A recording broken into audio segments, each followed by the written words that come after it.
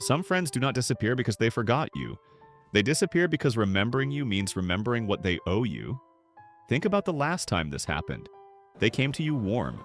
They were urgent, emotional, convincing. They made you feel like saying no would be cruel, like you were the only person standing between them and disaster. So you helped. Because that is what good people do. And then the money left your hand. And something shifted. The calls got shorter. The messages took longer to arrive. Then they stopped altogether. And you were left holding a receipt for a friendship that quietly changed the moment you became useful. This is not just about money. It never was. Here are 8 types of friends who borrow money and disappear, and the psychology behind why they do it. Type 1. The emergency friend. Every crisis is maximum volume with this person. You have seen it before. Something is always falling apart. Something is always urgent. The rent is 3 days past due. The car broke down on the worst possible week. Their child is sick and the insurance does not cover it. Their boss is threatening to let them go. Whatever it is, the timing is always terrible, the stakes are always impossibly high, and you always happen to be the one person they call. And in the moment, you believe them. Because their stress feels real. Because their voice sounds desperate. Because it would take a very cold person to hear all of that and say no. What you do not realize yet, what takes time to see clearly, is that urgency and entitlement are not the same thing. But for this person, they feel identical. When the emergency friend reaches out, they are not manipulating you in a calculated way. They have genuinely convinced themselves that their crisis justifies the request. The stress is real, but somewhere inside that stress is an unspoken belief. My emergency is your responsibility. They do not frame it that way. They would never say it that way. But the logic is buried in every dramatic detail of how they ask. They call late at night. They describe the situation in layers, each layer more painful than the last. They apologize for asking. They promise to pay you back by Friday. Friday is always specific, always confident, always believable. And then Friday arrives. And they do not reach out. You tell yourself maybe something came up. You wait. You do not want to be the person who ruins a vulnerable moment by asking about money. And then days pass. Then weeks. Then the silence settles in. Here is what that silence means. They do not disappear because the emergency ended. They disappear because your usefulness ended. While the crisis was unfolding, you were the solution. Now that it is over, you are just the person who knows what they borrowed. And that is uncomfortable for them to be around. Every time they think about reaching out, they would have to think about the debt. And thinking about the debt reminds them of a version of themselves they do not want to revisit. So instead of facing it, they let the friendship quietly dissolve and convince themselves that someday they will make it right. Someday rarely comes. The emergency friend does not just disappear from your life. They disappear from the version of their life where they owe you something. Type 2. The professional victim. This one is harder to see coming because they never actually ask. They do not walk up to you and say, "Can I borrow money?" That would be too direct, too exposed, too easy to decline. Instead, they talk. They tell you about everything going wrong. They describe their life with a kind of quiet devastation and never demanding anything, just suffering, visibly, consistently, right in front of you. And you, being the kind of person you are, eventually say, "Do you need help?" That is the moment they have been building toward. The professional victim has learned, perhaps not consciously, that helplessness is leverage. That if they make their pain visible enough, someone nearby will take responsibility for it. They do not experience this as manipulation. They experience it as just telling the truth about how hard life is. But the pattern is unmistakable once you can see it. The psychology here is important to understand. This person often carries a genuine belief that the world has been unfair to them. And in some cases, it may have been. But over time, that belief calcified into something else. A conviction that people who have more than them owe them something. Not out of malice, out of a deep, unexamined entitlement wrapped inside victimhood. When you give them money, you are not lending it in their mind. You are finally correcting an imbalance. You are giving them what life has owed them all along. That is why the concept of repayment feels confusing, even offensive, to them. Watch what happens when you bring it up. They do not get apologetic. They do not explain that they are working on it, they get wounded. They act like you have done something to them by asking. Suddenly you are the problem. You are the one who made something ugly out of something that was supposed to be an act of kindness. They may cry. They may pull away. They may remind you again of everything they have been through. They vanish because your request for repayment destroys the victim role they were using to avoid accountability. You were supposed to be a source of relief, not a reminder that they have obligations too. And the painful irony? You will probably wonder for a moment if you were wrong to ask. Type 3. The smooth promiser. This type does not feel dangerous. That is what makes them so convincing. They are articulate. They are specific. When they ask to borrow money, they do not fumble through it. They give you the full picture. The exact reason, the exact amount, the exact date it will come back to you. There is a plan. It sounds reasonable. It sounds responsible. And because they seem so organized about it, you trust them. You think someone who is this clear about the repayment timeline clearly intends to follow through. But here is what you do not understand yet about the smooth promiser. The details are not evidence of a plan. The details are a tool for managing the discomfort of the moment. They are not lying to you the way a con artist lies. Coldly, deliberately, strategically. They are lying the way someone lies when the truth makes the room too uncomfortable to stay in. They need this moment to feel resolved. The promise resolves it. And in that moment, the promise feels real to them too. But the moment passes. The money is in their account. The urgency is gone. And now the promise is just a thing they said. Something that exists in the past, attached to a version of themselves that felt under pressure. The version of them sitting comfortably now with the problem solved does not feel bound to that promise the same way. They will get to it. Probably, when things line up. Tuesday comes, there is an excuse, a real one, or a soft one, or no explanation at all. Just silence. You remind them. They say next week. Next week is another promise, and the cycle continues until eventually the silence becomes permanent. What you are experiencing is not just broken promises. You are experiencing the gap between who someone is in a moment of need and who they are when that need is past. Those can be two very different people. They disappear because the version of themselves who made the promise no longer wants to meet the version of you who remembers it. And somehow that makes it hurt more, not less. Type 4. The entitled friend. This is the type you might not recognize as entitlement at first, because it is dressed up as closeness. They do not borrow money the way a stranger would. They borrow it the way a family member assumes, with a casualness that implies you should not need them to explain themselves too much.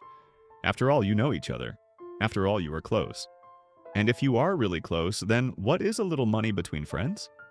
The entitled friend has blurred a very specific line in their mind. The line between emotional intimacy and financial access. They believe that because you are close enough to know their secrets, their struggles, their personal history, you are also close enough to share your money without making it complicated. Closeness, in their worldview, comes with no boundaries. It is all or nothing.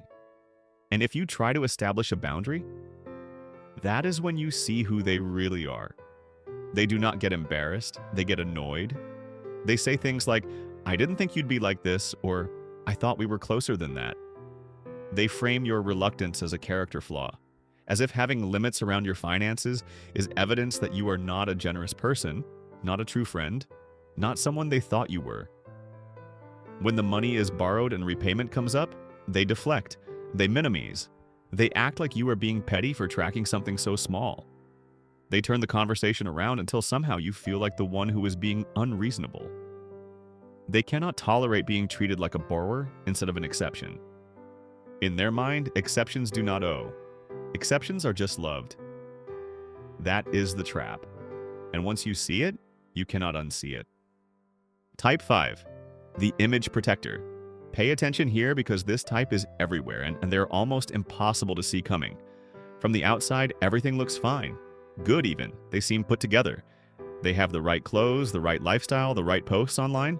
They talk with confidence. They carry themselves like someone who has figured things out. And you believe it. Why wouldn't you? But beneath the surface, the image is being maintained at a cost they cannot afford. Financially, things are far more fragile than they appear. And at some point, that gap between the image and the reality becomes impossible to manage alone.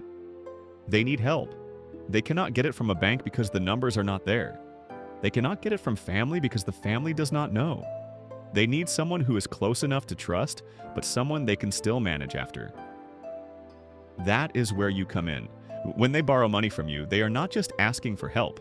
They are trusting you with something they have worked very hard to keep hidden.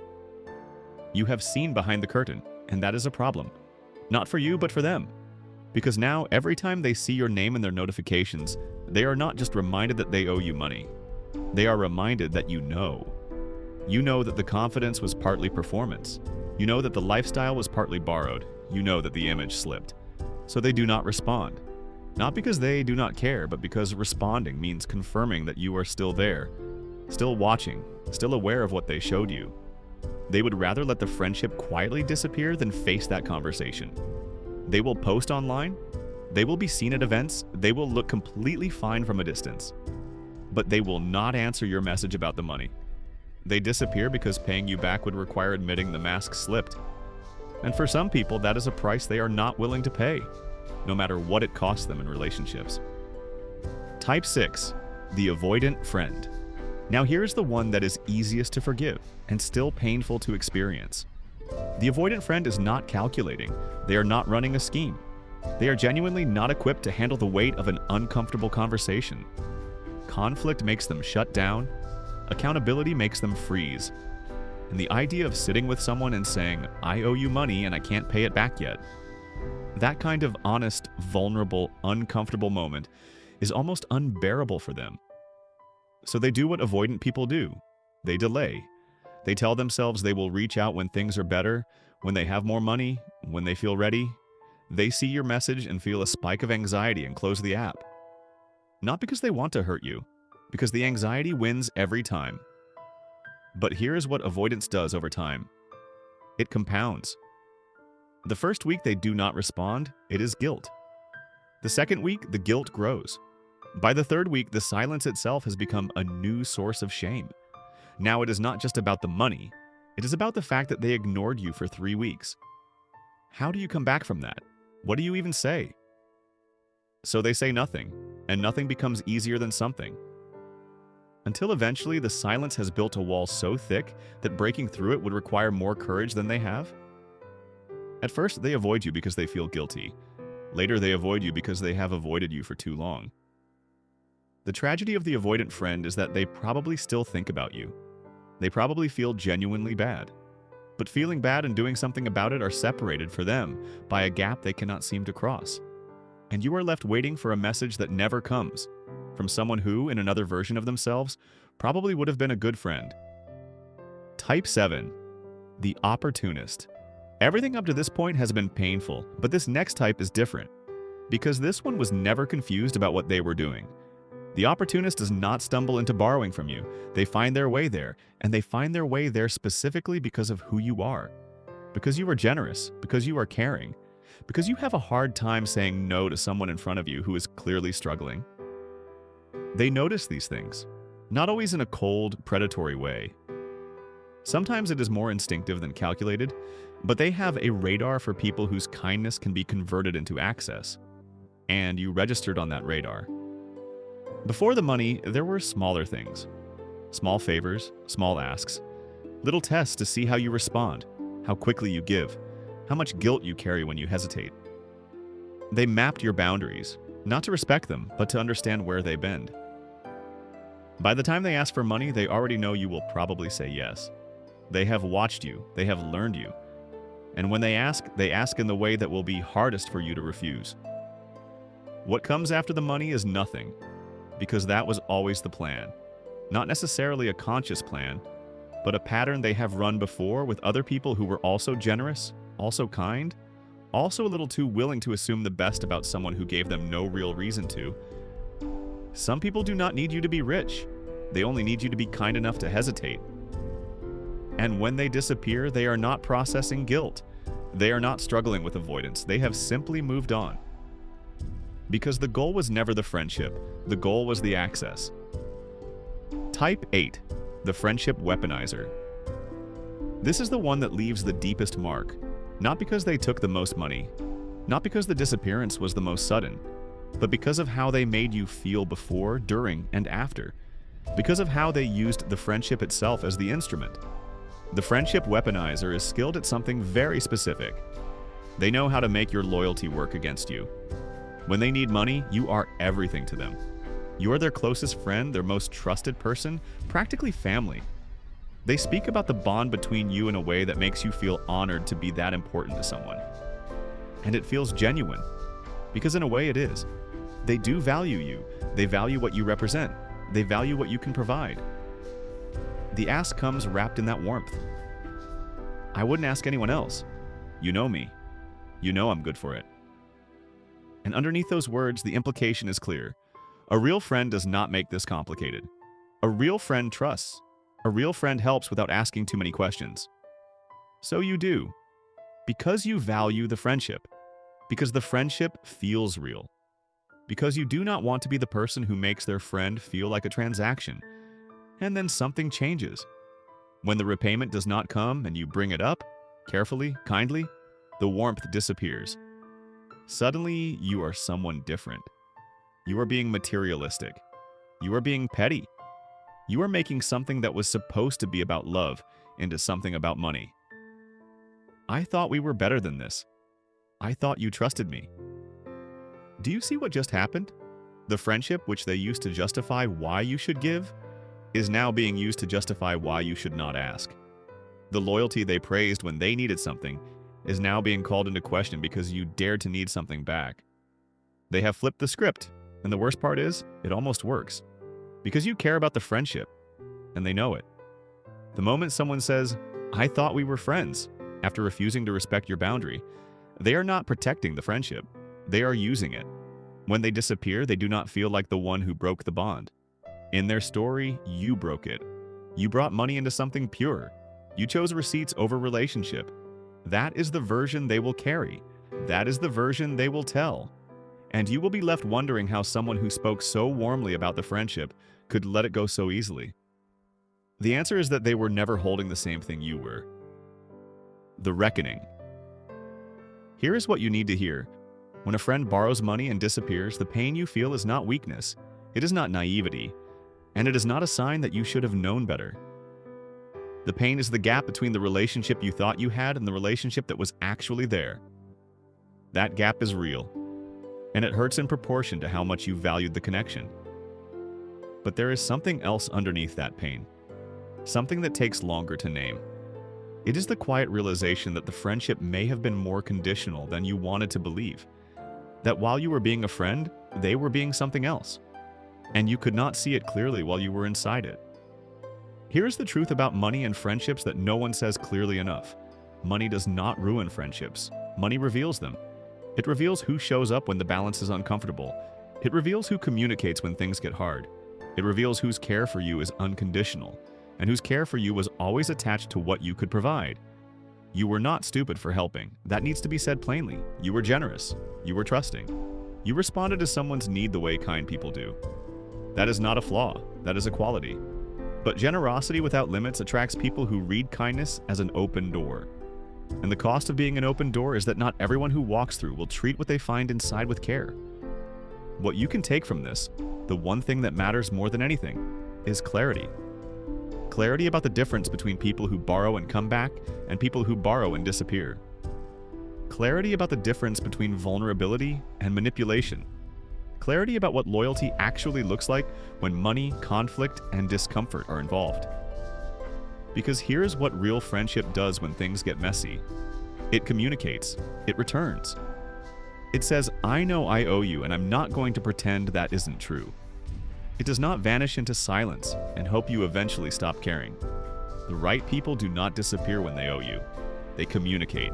They repair. They respect the trust they asked you to give them. Not because they are perfect, but because they value you more than they value their own comfort. And the ones who disappeared? They told you something important about themselves, something you did not know before the money left your hand. Consider that information, not with bitterness, not with the goal of becoming someone who never helps anyone, but with the quiet, firm understanding that your generosity deserves to be matched, by people who are willing to be accountable when it matters most. You now know what to look for. You now know what patterns feel like before they are complete. That knowledge is not a wound. That knowledge is armor. If this video spoke to something you have experienced, leave a comment below. Which type have you dealt with before? Was it the avoidant friend who slowly disappeared into silence? The smooth promiser who had every detail worked out until the day came? Or the friendship weaponizer who made you feel guilty for asking? And if you have ever lost a friendship because someone borrowed money and never came back, share that story. Because you are probably not the only one watching this right now who needed to hear that they were not wrong for feeling hurt. Share this video with someone who needs the validation. And if you are still waiting on that money, I hope it comes back. But more than that, I hope you find the clarity about what came back with it.